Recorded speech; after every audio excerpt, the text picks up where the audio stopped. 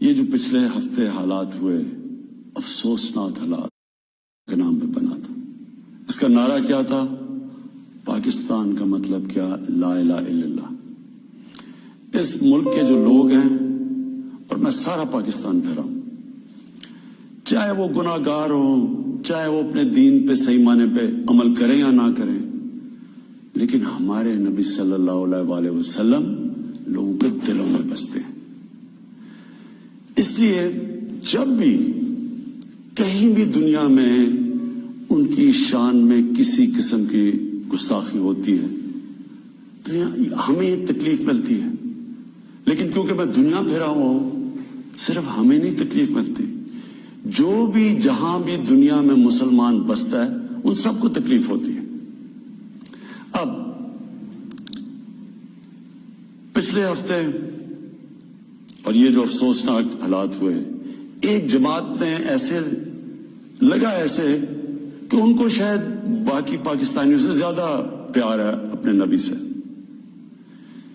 دیکھیں، وہ جو ٹی ایل پی کا جو مقصد ہے، جس کی وجہ سے وہ لوگ باہر نکال رہے ہیں، میں آپ کو یقین دلاتا ہوں کہ وہی میرا مقصد ہے، وہ میری گورنمنٹ کا مقصد ہے. ہم بھی انہیں کی طرح چاہتے ہیں کہ دنیا میں کسی ملک میں ہمارے نبی کی شان میں گستاخی نہ ہو. صرف ہمارا طریقہ کار فرق ہے.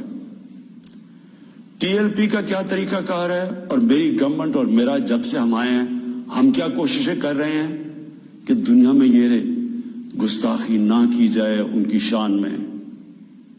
وہ یہ ہے، ٹی ایل پی یہ کہہ رہی ہے کہ جو فرانس میں ہوا، فرانس کے ایمبیسڈر کو واپس بھیجا جائے، ان سے سارے رابطے ختم کر دیے جائیں. ہماری جو گورنمنٹ کا طریقہ کار ہے وہ میں ابھی آپ کو تفصیل سے بتاتا ہوں، لیکن مقصد ہم دونوں کا ایک ہی. تو میں آج ذرا طریقہ کار کے اوپر بات کرنا چاہتا ہوں. 1979 کے اندر، نہیں 1990 میں غالباً 1990 کے ارد گرد سلمان رشدی نے ایک کتاب لکھی. اس کتاب میں اس نے ہمارے نبی صلی اللہ علیہ وآلہ وسلم کی شان میں گستاخی کی.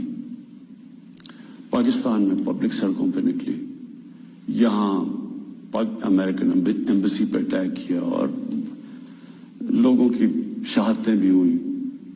اس کے بعد آپ اٹھا کے دیکھ لیں کہ ہر تھوڑے سالوں کے بعد کوئی نہ کوئی مغرب کے کسی ملک میں ان کی شان میں گستاخی کرتا ہے. مسلمانوں کو تکلیف ہوتی ہے، کہیں باہر ری ایکشن بھی ہوتا ہے، یا ہمارے ملک میں مظاہرے بھی ہوتے ہیں. لیکن یہ ہر تھوڑے سالوں کے بعد یہی سلسلہ آگے بڑھ جاتا ہے. تو کیا ہم نے ابھی تک کوئی فرق پڑا اس اپروچ سے؟ یہی ٹی ایل پی کر رہی ہے. یہ بھی یہ پاکستان میں کہہ رہے ہیں کہ مظاہرے کریں گے ہم، اور کیے ہیں انہوں نے، اور ہم سڑکوں پہ آ جائیں گے، پہلے بھی کیے ہیں، کہ اگر ہم ایکشن نہ لیں. اب کیا میرا سوال یہ ہے کہ کیا فرانس کے ایمبیسڈر کو واپس بھیجنا فرانس میں اور ان سے سارے تعلقات توڑ دینا، کیا اس سے یہ رک جائے گا؟ کیا اس سے کیا تو کوئی گارنٹی ہے کہ اس کے بعد ان کی شان میں کوئی گستاخی نہیں کرے گا؟ کوئی گارنٹی ہے؟ میں مغرب کو جانتا ہوں، میں آپ کو گارنٹی کرتا ہوں کہ اگر آپ یہ کریں گے، اگر ہم یہ کریں پاکستان، تو اس کے بعد کسی اور یورپین ملک میں یہی ہوگا. آزادی کے رائے پہ نام پہ وہاں انہوں نے یہ ایک آزادی رائے کا ایشو بنایا ہوا ہے. اس کے نام پہ وہ کہیں گے اچھا آزادی رائے کی وجہ سے انہوں نے یہ کیا، ہم بھی یہ کر رہے ہیں، وہ بھی کوئی گستاخی کریں گے. کیا پھر اس کے ایمبیسڈر کو بھی ہم واپس بھیجیں گے؟ اور 50 مسلمان ملک ہیں، کوئی بھی اس طرح نہیں کر رہا، کوئی وہاں کہیں مظاہرے نہیں ہوئے، وہ بھی نہیں کہہ رہے کہ ایمبیسڈر کو واپس بھیجو. تو اس کا پہلے تو کوئی فرق نہیں پڑنا لگا فرانس کو. لیکن میں آپ کو یہ بتاؤں پاکستان کو کیا فرق پڑے گا. سب سے بڑا فرق یہ پڑے گا ہمارے ملک کو کہ بڑی مشکلوں سے ہماری معیشت اٹھ رہی ہے. بڑی دیر کے بعد پاکستان کے اندر انڈسٹری اوپر جا رہی ہے، لارج اسکیل انڈسٹری بڑی دیر کے بعد اٹھ رہی ہے، نوکریاں مل رہی ہیں لوگوں کو، ہمارے ملک میں دولت میں اضافہ ہو رہا ہے، ہماری ایکسپورٹس بڑھ رہی ہیں، ہمارا روپیہ مضبوط ہو رہا ہے، بڑی دیر کے بعد روپیہ مضبوط ہوتا جا رہا ہے۔ جب روپیہ اوپر جاتا ہے تو مثلا پیٹرول اور ڈیزل سستا کیا ہے، باہر کی جو چیزیں ہم منگواتے ہیں وہ سستی ہونی شروع ہو گئی ہیں۔ جب ہم فرانس کے ایمبیسڈر کو واپس بھیج کے تعلقات توڑیں گے ان سے، اس کا مطلب کہ یورپین یونین سے ہم تعلقات توڑیں گے۔ اس کا مطلب کیا کہ جو ہماری آدھی ٹیکسٹائل کی ایکسپورٹس ہیں وہ یورپین یونین میں جاتی ہیں، تو اس کا مطلب آدھی ہماری ٹیکسٹائل ایکسپورٹس وہیں ختم ہو گئی۔ اس کا مطلب بے روزگاری، فیکٹریاں بند ہو جائیں گی، اور اس کے آگے کیونکہ آدھی ہماری مین ایکسپورٹ ٹیکسٹائل ہے، جب ٹیکسٹائل آدھی رہ جائے گی ایکسپورٹ، ہمارے روپے کے اوپر پریشر پڑے گا، روپیہ گرے گا، مہنگائی بڑھے گی، غربت بڑھے گی، تو نقصان ہمیں ہوگا، فرانس کو کوئی نقصان نہیں ہونے لگا۔ تیسری چیز اب ہم نے اس کے اوپر جب یہ ہوا تو میں پہلے ذرا آپ کو تھوڑی تفصیل پیچھے بتا دوں، یہ ہم 2-2.5 مہینے سے لگے ہوئے تھے، ہماری گورنمنٹ TLP سے مذاکرات کر رہی تھی، ہم ان کو یہی چیزیں سمجھا رہے تھے کہ اس سے نقصان ہمیں ہونے لگا ہے، ان کو نقصان نہیں ہوگا، ہماری عوام کو نقصان ہوگا۔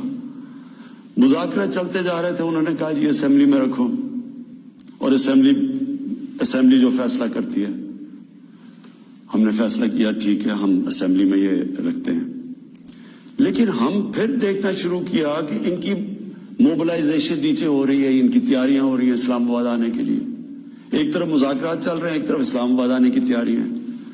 پھر ابھی مذاکرات چل رہے ہیں اور ہم نے یہ فیصلہ کیا ہوا تھا کہ ہم اسمبلی میں رکھیں گے اس ایشو کو، تو پتہ چلا کہ انہوں نے پہلے اناؤنس کر دیا کہ جی اب تو فرانس کا اگر ایمبیسڈر آپ واپس نہیں بھیجیں گے تو ہم سارے اسلام آباد میں دھرنا دیں گے۔ تو اس کے بعد یہ ہماری بات چیت ٹوٹی، اس کے بعد پھر یہ اریسٹ ہوئے۔ اب میں صرف آپ کو بتانا چاہتا ہوں کہ اس سے اب تک ہوا کیا ہمارے ملک میں، ذرا دیکھ لیں کہ ہم نے اپنے آپ کو کتنا نقصان پہنچایا۔ اب تک 40 پولیس کی گاڑیوں کو جلا دیا گیا، لوگوں کی پرائیویٹ پراپرٹی کے اوپر کئی لاکھوں کروڑوں روپے کا نقصان ہوا ہے، 4 پولیس والے شہید ہوئے ہیں، 800 سے زیادہ پولیس والے زخمی ہوئے ہیں۔ پہلے دن جب شروع ہوا تو تقریباً 100 سڑکیں بلاک کر دی، اس سے جو عوام کو نقصان ہوا، اس سے کئی جو آکسیجن کے سلنڈرز نہیں جا رہے تھے، بیچارے جو کرونا کے مریض ہیں ان میں اموات ہوئی، اور پھر باہر سے کود پڑے لوگ، ہمارے پاکستان کے دشمن۔ ابھی تک ہم نے جو 4 لاکھ ٹویٹس کو اینالائز کیا، ان میں سے 70% فیک اکاؤنٹ سے تھی۔ مثلا پروپیگنڈا، جس طرح یورپین یونین کی ڈس انفارمیشن لیب نے جب بتایا کہ ہندوستان کی کوئی 600 سائٹس ہیں، فیک سائٹس، میڈیا سائٹس، جس سے وہ فیک نیوز اور پروپیگنڈا کر رہے ہیں پاکستان کے خلاف، تو یہاں بھی ہمیں پتا چلا کہ 380 ہندوستان کے انڈیا کے گروپ تھے جو کہ واٹس ایپ سے فیک نیوز چلا رہے تھے کہ سول وار ہو گئی پاکستان میں۔ ہماری پولیٹیکل پارٹیز، مجھے افسوس سے کہنا پڑتا ہے کہ وہی JUI جو فضل الرحمان کی پارٹی، وہ بھی بیچ میں شامل ہو گئی کہ کسی طرح گورنمنٹ کو ڈی سٹیبلائز کریں، ملک کو نقصان پہنچائیں، ساتھ وہ نون لیگ۔ اب ان سے میں پوچھتا ہوں کہ جب یہ سلمان رشدی نے کتاب لکھی تھی تو نواز شریف تو پہلی دفعہ پرائم منسٹر بنے تھے، کتنی انہوں نے سٹیٹمنٹس دی تھی، کتنی دفعہ انہوں نے کسی فورم میں کہا تھا کہ اس نے بڑا غلط کام کیا، مسلمانوں کے دلوں کو تکلیف پہنچائی ہے۔ کتنی دفعہ کسی بھی مسلمان ہیڈ آف اسٹیٹ نے کسی انٹرنیشنل فورم پہ اس پہ بات کی تھی، کو نقصان کرو کوئی فرق نہیں پڑتا، فرانس کو اچھا ایمبیسڈر واپس بھیج دو کوئی فرق نہیں پڑتا۔ اب یہ سنیں کہ میری اپروچ کیا ہے، مقصد تو ہمارا ایک ہی ہے، ہم کیا چاہتے ہیں کہ ہم یہ چاہتے ہیں کہ یہ جو دیکھیں، میں پھر سے آپ کو بتاتا ہوں، مغرب کو میں سب سے بہتر سمجھتا ہوں، میری بڑی زندگی گزری ہے وہاں، میں ان کی سوچ کو جانتا ہوں۔ دیکھیں، سب سے پہلے جو کوشش کرنی چاہیے، جو ہم نے کی ہے، اور میں ابھی بتاتا ہوں ہم نے کیا کیا کوشش کی ہے۔ اچھا، میں یہ پہلے بتا دوں، سب سے پہلے جون 2019 میں 14ویں جو سمٹ تھی OIC کی، وہ پہلی دفعہ جا کے میں نے اسلاموفوبیا کی بھی بات کی، اور میں نے یہ بات کیا کہ جو مغرب کے اندر ہمارے پیارے نبی کی بے حرمتی کی جاتی ہے، کہ ہم سب مسلمان ملکوں کو مل کے ہم ایک پلان کرنا چاہیے، کہ اکٹھا اپروچ کرنا چاہیے، کہ ان کو سمجھانا چاہیے مغرب کو۔ دوسرا، میں نے پھر جب سپٹمبر 2019 میں یونائٹڈ نیشنز کی جنرل اسمبلی میں گیا، ادھر میں نے یہ اٹھایا، دونوں چیزیں، اسلاموفوبیا کی بھی بات کی۔ اسلاموفوبیا کا کیا مطلب ہے؟ اسلام کے خلاف نفرت، اور اس نفرت کے اندر ایک یہ ہے کہ وہ ہمارے نبی صلی اللہ علیہ وسلم کی شان میں گستاخی کرتے ہیں، تو یہ ایک ہی چیز اکٹھے کرتے ہیں یہ۔ تو ادھر میں نے بات کی یونائٹڈ نیشنز میں۔ پھر اگلے سال جو 2020 میں یونائٹڈ نیشنز کی جنرل اسمبلی ہوئی، پھر میں نے اسلاموفوبیا کی بات کی، اور میں نے کہا کہ یہ کس طرح 1.25 ارب لوگوں کو تکلیف پہنچائی جاتی ہے۔ پھر یونائٹڈ نیشنز کی ہیومن رائٹس باڈیز کے اندر اور کمیشن میں میری گورنمنٹ نے مسلسل اسلاموفوبیا کی بات کی۔ پھر میں نے فیس بک کا جو CEO ہے مارک زکربرگ، میں نے اس کو خط لکھا کہ کیسے فیس بک کو استعمال نہیں کرنا چاہیے اسلاموفوبیا کے لیے۔ اور پھر جب یہ فرانس میں ہوا، اور جس کے اوپر یہ TLP کہہ رہی ہے کہ فرانس کے امبیسڈر کو واپس بھیجیں، میں نے سارے مسلمان ہیڈز آف سٹیٹس کو خط لکھا، اور میں نے ان کو کہا کہ ہمیں جوائنٹ ایکشن لینا چاہیے اس کے اوپر۔ اور اب میں آپ کو سمجھانا چاہتا ہوں میری اسٹریٹجی کیا ہے۔ اسٹریٹجی یہ ہے کہ ہم سارے مسلمان ملک کے جو ہیڈز ہیں، ہم مل کے مغرب کے فورمز میں، یورپین یونین میں، یونائٹڈ نیشنز میں، ہم ان کو یہ بتائیں کہ کیوں ہمیں تکلیف ہوتی ہے جب یہ آزادی رائے، فریڈم آف سپیچ کے نام پہ یہ جب نبی صلی اللہ علیہ وسلم کی شان میں گستاخی کرتے ہیں، کیونکہ ان کو اس چیز کی سمجھ نہیں ہے۔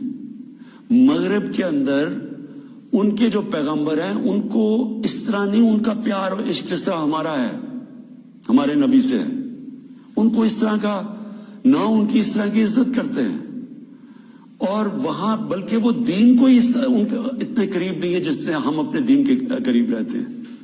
اس لیے ہمیں ان کو سمجھانا پڑے گا، اور سمجھائیں گے جب ہم مل کے اکٹھے کلیکٹیولی مسلمان دنیا کے ہیڈز آف سٹیٹس جب ہم بات کریں گے، جو میں یہ ہر جگہ جن فورمز پہ کہتا گیا ہوں، تب اس کا اثر ہوگا۔ دنیا میں تھوڑے سے یہودی ہیں، لیکن وہ سارے یہودیوں نے اکٹھے ہو کے دنیا کو، مغربی دنیا کو بتایا ہے کہ جو ہولوکاسٹ تھا، جدھر یہودیوں کی قتل عام ہوئی تھی، انہوں نے کہا کہ اس کے خلاف کوئی منفی بات نہ کی جائے کہیں بھی، کسی میڈیا پہ۔ آج کہیں بھی، آج مغربی میڈیا کسی ملک میں ہولوکاسٹ کے خلاف کوئی بات نہیں کر سکتا۔ 4 یورپین ملک ایسے ہیں جدھر جیل میں ڈال دیتے ہیں اگر آپ ہولوکاسٹ کے خلاف کوئی منفی بات کریں۔ تو کیا ہم یہ نہیں ان کو باور کروا سکتے کہ ہمیں کتنی تکلیف پہنچتی ہے؟ اور یہ صرف، اور یہ ہم تب کریں گے جب ہم کلیکٹیولی مل کے کریں۔ اور میں آپ کو یقین دلاتا ہوں، کیونکہ میں مغرب کو سمجھتا ہوں، ان کو سمجھ ہی نہیں ہے اس چیز کی۔ جب ہم پروٹیسٹ کرتے ہیں، جب ہم مظاہرے ہوتے ہیں، وہ سمجھتے ہیں مسلمان آزادی رائے کے خلاف ہے، اور وہ پھر بجائے اس کو سمجھنے کے، وہ پھر اور کوئی جان کے شرارت کرتے ہیں ہمیں تکلیف دینے کی۔ اس لیے پہلا تو یہ چیز ہے۔ اور دوسرا میں جو کہنا چاہتا ہوں وہ یہ، دوسرا طریقہ کیا ہے کہ جب ایک 50 مسلمان ملک مل کے یہ کہیں گے کہ اگر کسی ملک میں سے اس طرح کیا گیا تو ہم سارے مل کے ان کا ٹریڈ بوائیکاٹ کریں گے، ان کی ہم چیزیں نہیں خریدیں گے، اس کا اثر ہوگا۔ اس طرح ہم اپنا جو ہم مقصد ہے اس پہ پہنچ سکتے ہیں۔ میں نے آپ کو 2 مقصد بتائے، ایک یہ TLP کا مقصد ہے، ہم ساری زندگی بھی لگے رہیں، ہم اپنے ملک کو نقصان پہنچاتے رہیں گے، کبھی کوئی فرق نہیں پڑنے لگا ان کو. جو میں کیمپین کر رہا ہوں, میں آپ کو یقین دلاتا ہوں کہ یہی طریقہ ہے کہ انشاءاللہ ایک دن ان کو سمجھ آ جائے گی, اور وہ دن دور نہیں ہے. میں آج آپ سب کے سامنے کہتا ہوں کہ میں ذمہ داری اس کی لیتا ہوں, میں ہی اس کیمپین کو لیڈ کروں گا, لیکن میں انشاءاللہ اپنی قوم کو مایوس نہیں کروں گا, اپنے مسلمانوں کو مایوس نہیں کروں گا. ہم انشاءاللہ ان کو یہ ایک دن سمجھا دیں گے کہ جس طرح اگر وہ یہودیوں کے لیے سینسٹیو ہیں, ان کو تکلیف نہیں دینا چاہتے, تو ہم تو سوار مسلمان ہیں, ہمارے بھی دل ہیں, ہمیں بھی تکلیف ہوتی ہے. اور جیسے جیسے ان کو اس چیز کی سمجھ آ گئی, یہ ہم اپنا مقصد پہ پہنچ جائیں گے. آخر میں اپنے علماء ان کو خاص طور پہ کہنا چاہتا ہوں کہ آپ کو اس میں ہمارے ساتھ مل کے, میرے ساتھ مل کے میری تائید کرنی چاہیے, ہماری مدد کرنی چاہیے, کیونکہ یہ جو چیزیں یہ جو ہو رہے ہیں ہمارے ملک کو نقصان پہنچ رہا ہے, اس سے تکلیف پہنچتی ہے. ہماری پولیس سے جو ہوا ہے, 800 پولیس انجر ہوئی ہے, جو ان کو کئی ہسپتالوں میں پڑے ہوئے ہیں. تو اس سے کس کو فائدہ ہوا ہے؟ کیوں ہندوستان کی یہ جو ویب سائٹس ہیں جو اس کے اندر کود پڑی ہیں, یہ دشمنوں کو فائدہ ہوا ہے. قوم کو کیا فائدہ ہوا اس سے؟ قوم کو تو صرف نقصان ہوا ہے. اور جو مقصد ہے ہمارا, اس سے تو اس پہ نہیں پہنچ رہے ہم. کوئی فرق نہیں پڑے گا کسی مغربی ممالک کو جو مرضی ہم اپنا ملک کا نقصان کریں. جرم کہیں اور ہو, ہم اپنے اوپر خودکش حملہ کر دیں. یہ کون سی عقل اور سمجھ ہے؟ تو میں آپ سب کو کہوں گا, اپنی قوم کو کہوں گا کہ یہ ٹائم ہے اکٹھے ہونے کا. ہمارا ملک بڑی مشکلوں سے ایک اس طرف نکل رہا ہے کہ ہم اب اوپر آنے والے ہیں. ہماری معیشت اٹھ رہی ہے, لوگوں کو روزگار مل رہا ہے, ہمارا روپیہ مضبوط ہو رہا ہے, ہمارا ملک کا ڈائریکشن ٹھیک ہے. تو یہ ٹائم اپنے ملک کو نقصان پہنچانے کے لیے نہیں ہے. یہ صرف ہمارے ملک کے دشمن ہمیں نقصان پہنچائیں گے. ہم سب کو اب اکٹھے ہو کے اللہ کا شکر ادا کرنا چاہیے کہ ہم یہ 2 سال بڑے مشکل وقت سے گزرے ہیں. حالانکہ ہمارے پاس اس وقت کرونا کا ایک تیسرا ویو آیا ہوا ہے, اس کے اوپر ہمیں سب کو مل کے SOPs پہ چلنا چاہیے. اللہ سے دعا کرنی چاہیے کہ ہمیں اس مشکل سے بھی نکال دے, اور پھر اس کا شکر ادا کرنا چاہیے کہ ہم 2 سال کے بعد ایک قوم, ہماری معیشت اٹھ رہی ہے, تو ہم اس کو نقصان نہ پہنچائیں. پاکستان پائندہ باد.